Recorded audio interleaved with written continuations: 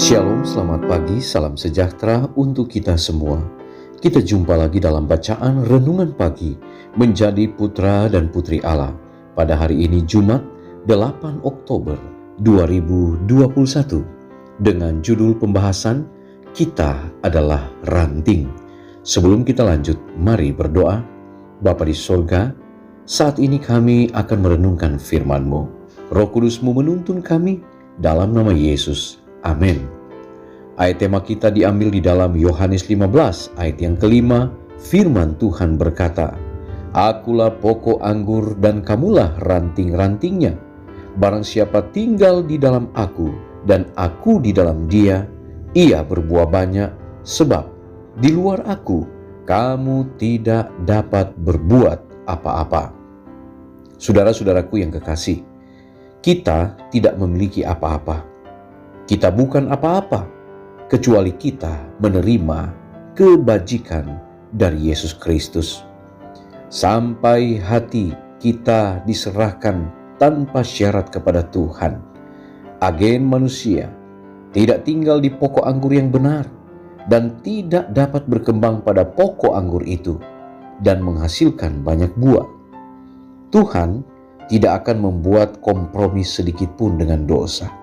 Jika Dia bisa melakukan ini, Kristus tidak perlu datang ke dunia kita untuk menderita dan mati.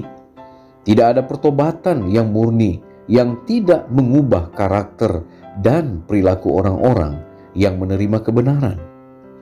Kebenaran bekerja dengan kasih dan menyucikan jiwa. Profesi kita tidak berharga kecuali kita tinggal di dalam Kristus, karena kita tidak dapat menjadi ranting yang hidup kecuali kualitas vital dari pokok anggur berlimpah di dalam kita. Dalam orang Kristen sejati, karakteristik tuannya akan muncul, dan ketika kita mencerminkan rahmat Kristus dalam kehidupan dan karakter kita, Bapa mengasihi kita sebagaimana Dia mengasihi putranya. Ketika syarat ini dipenuhi, mereka yang mengaku percaya kebenaran saat ini, kita akan melihat gereja yang makmur, karena para anggotanya tidak akan hidup untuk diri mereka sendiri, tetapi bagi Dia yang mati untuk mereka, dan mereka akan menjadi ranting-ranting pokok anggur yang hidup, yang berkembang. Akar pohon memiliki tugas ganda untuk diisi, yaitu harus berpegang kuat ke bumi, sementara ia mengambil sendiri makanan yang diinginkan. Demikian pula dengan orang Kristen. Ketika persatuannya dengan Kristus, stok utama terpenuhi. Ketika dia memakannya, arus kekuatan spiritual diberikan kepadanya. Bisakah daun dari satu dahan seperti itu layu? Tidak. Selama jiwa mencapai Kristus, hanya ada sedikit bahaya bahwa dia akan layu, terkulai, dan membusuk. Saudara-saudaraku yang kekasih, godaan yang mungkin datang seperti badai tidak akan mencabutnya. Orang Kristen sejati membuat motif untuk perbuatannya dari kasihnya yang mendalam kepada penebusnya.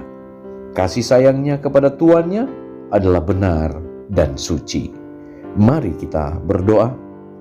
Bapa, terima kasih untuk berkat firman Tuhan kami boleh nikmati lagi pada pagi ini. Kami boleh menikmati akan keindahan firman Tuhan.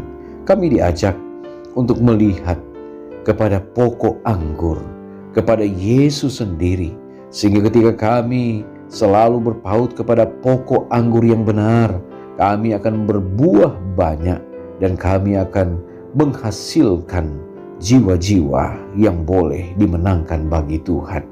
Bapa di sorga, tolonglah kami agar kami akan selalu dekat dengan Tuhan. Karakteristik kami, kehidupan kami, perbuatan-perbuatan kami kiranya selalu sesuai dengan kehendak Tuhan. Dan biarlah kami akan selalu menjadi cabang-cabang yang kuat di dalam iman, kuat di dalam kebenaran Tuhan.